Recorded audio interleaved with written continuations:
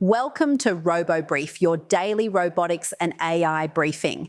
Today, a San Francisco startup is building robot soldiers for the Pentagon, 50 college teams race lunar diggers at Kennedy Space Center, and a Chinese robot dog company raises $73 million to ship a real product. First up, the war robot is here.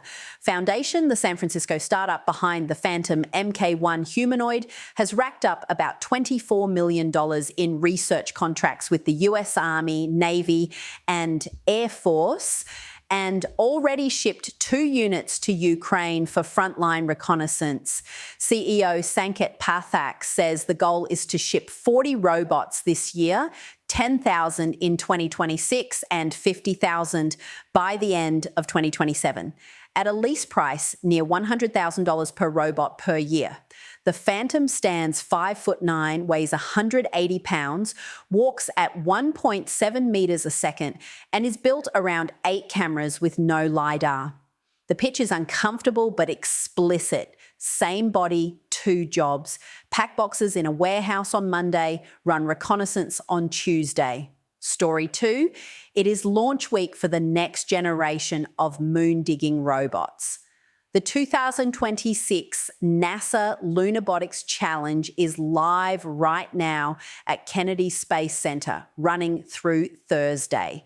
50 college teams have spent the year building autonomous rovers, and after qualifying at the University of Central Florida last week, the top teams are now competing in the Artemis arena.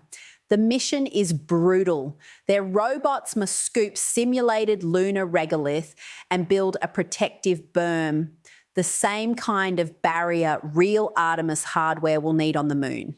NASA live streams every run from the regolith pit, and the winners feed straight into the agency's lunar surface construction pipeline. Finally, a Chinese robot dog company is graduating from demo videos to actual shipments.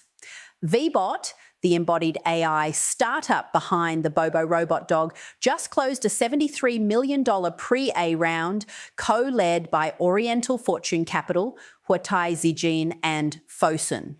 The company is using the money to scale production from 500 to over 2,500 units a month, push Bobo into retail, and start developing full-size humanoids.